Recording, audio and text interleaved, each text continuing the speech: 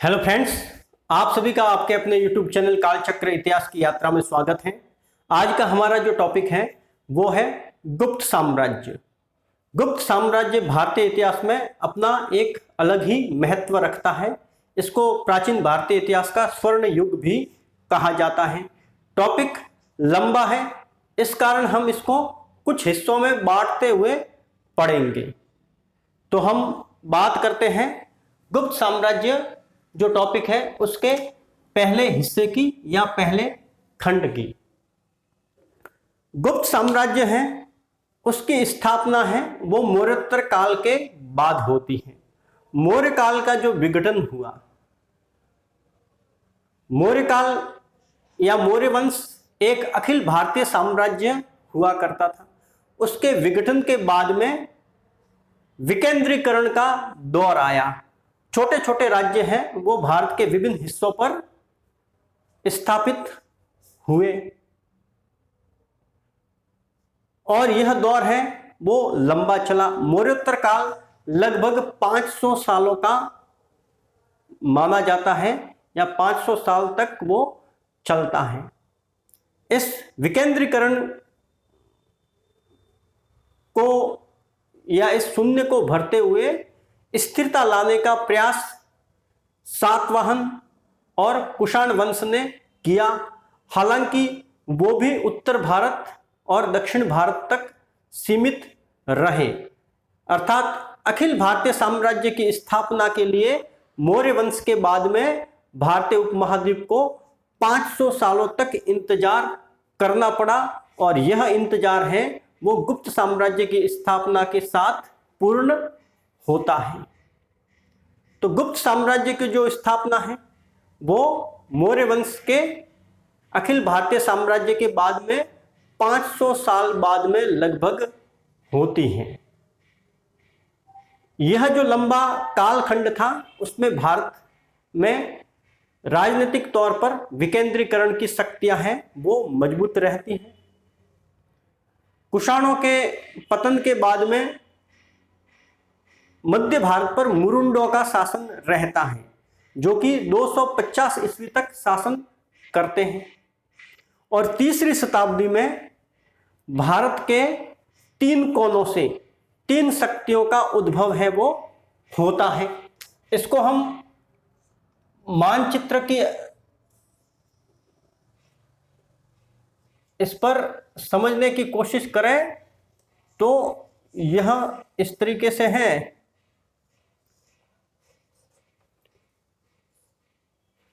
कि यह जो पश्चिमी मध्य प्रदेश वाला हिस्सा है इस पर नाग शक्ति करके या नाग वंश है उसकी स्थापना होती है।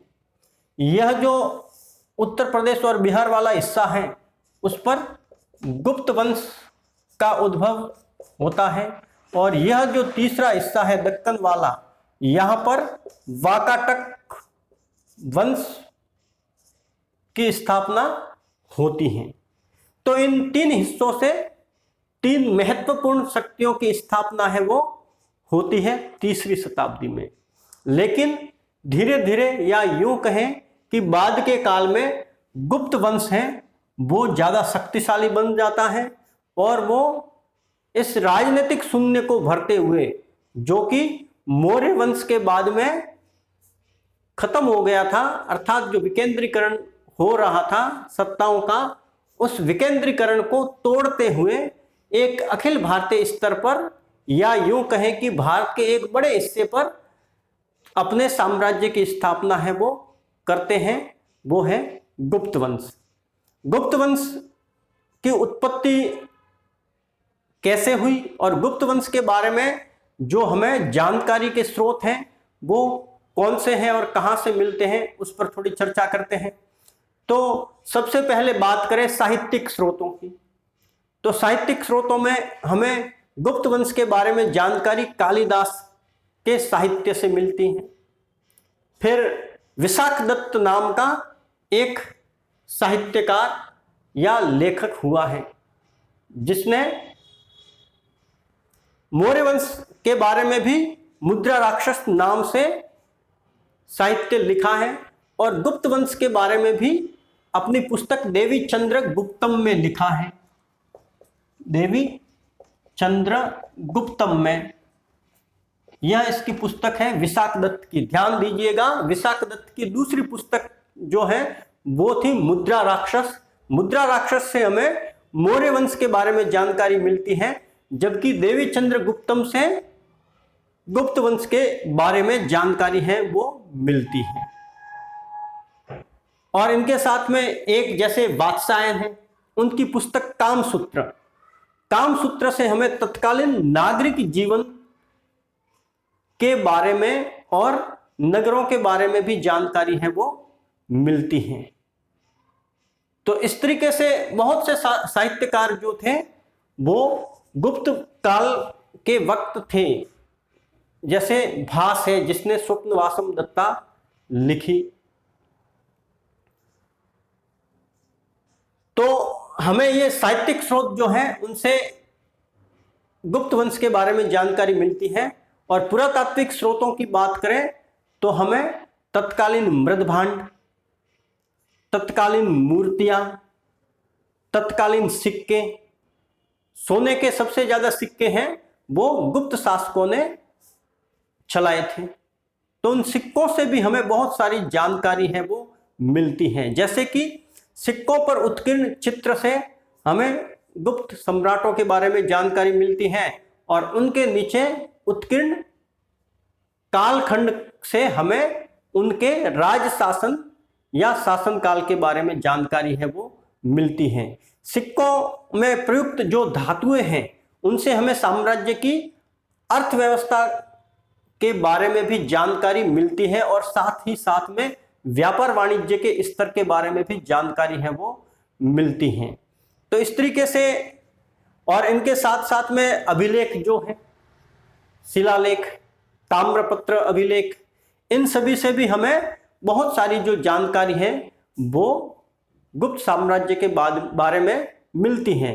शिलालेखों की बात करें तो सबसे जो प्रसिद्ध स्तंभ लेख है वो है समुद्रगुप्त का प्रयाग प्रशस्ति अभिलेख, जिसको उसके दरबारी साहित्यकार हरिशैन ने लिखा था।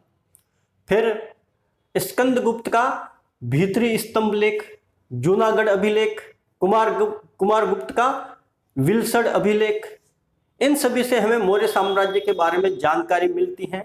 और साथ में ही विदेशी यात्रियों की बात करें तो फाहियान नाम का प्रसिद्ध विदेशी यात्री है, वो चंद्रगुप्त द्वितीय के शासन काल में भारत की यात्रा पर आया था, और उसने तत्कालीन समाज, धर्म, अर्थव्यवस्था आदि पर बहुत कुछ लिखा है। तो उससे भी हमें गुप्त साम्राज्य के बारे में बहुत सारी जानकारी है वो मिलती है।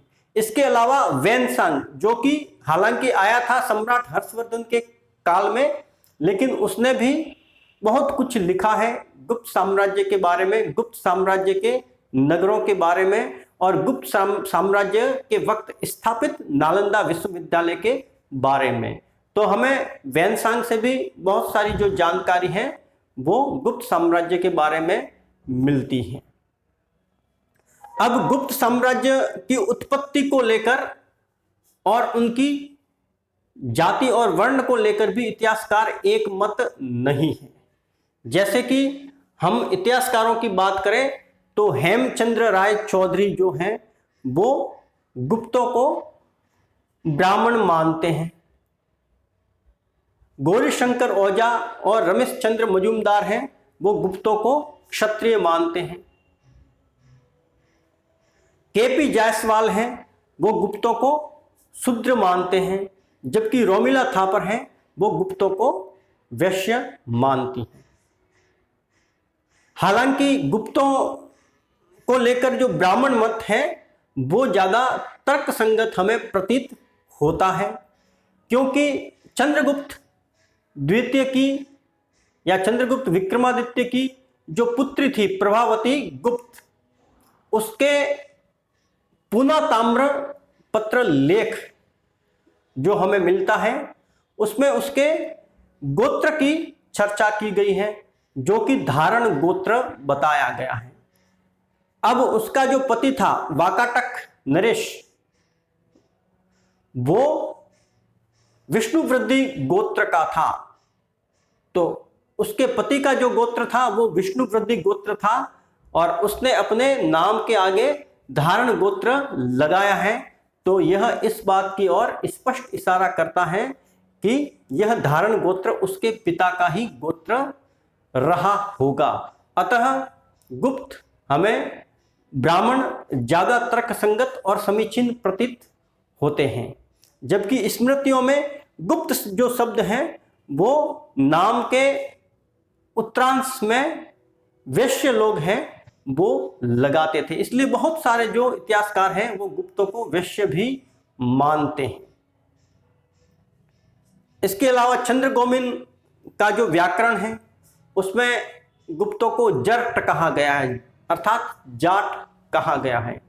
जो भी हो, यह विवाद का प्रश्न जरूर है और गुप्तों की उत्पत्ति है वो कब हुई, कहाँ हुई, या इनका आदि पुरुष कौन था, उसके बारे में हमें जो जानकारी है वो 3 अभिलेखों से मिलती है। समुद्रगुप्त के प्रयाग प्रशस्ति अभिलेख, कुमारगुप्त के विलसड़ स्तंभ लेख और स्कंदगुप्त के भीतरी स्तंभ लेख। भीतरी अर्थात एक गांव का नाम है, भीतरी गांव था, उसमें मिले स्तंभ लेख की बात करते हैं। तो इन तीनों अभिलेखों से हमें गुप्त वंशावली के बारे में जानकारी है वो मिलती है। गुप्तों का जो आदि पुरुष है वो इन स्तंभ लेखों और अभिलेखों के आधार पर जो सामने नाम आता है वो है श्री गुप्त, अर्थात यह गुप्तों का आदि पुरुष था या गुप्त वंश की इसने स्थापना की थी। इसके बाद में इसका जो पुत्र है वो है घटोत्कच।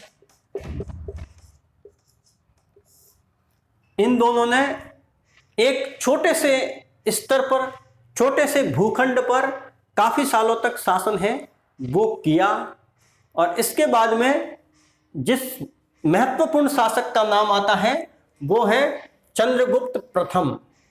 इस चंद्रगुप्त प्रथम को गुप्त साम्राज्य का वास्तविक संस्थापक है वो माना जाता है, क्योंकि इसने एक बड़े स्तर पर और बड़े भूखंड पर जो है अपना आधिपत्य जमाया था। इसने लिच्छवी राजकुमारी कुमार देवी से विवाह किया था और इसका जो सबसे महत्वपूर्ण कार्य हमें नजर आता है वो है गुप्त संवत की शुरुआत। गुप्त संवत की शुरुआत इसने अपने राज्यारोहण के साथ में की थी। इसका जो राज्यारोहण है या इसका जो काल है वो 319 से 335 ईस्वी तक माना जाता है।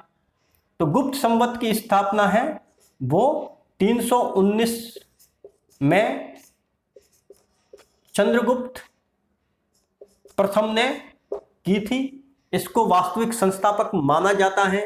अब आपको एक बात और मैं बताता हूं कि यह गुप्त संवत है वो शक संवत से 241 साल पीछे चलता है,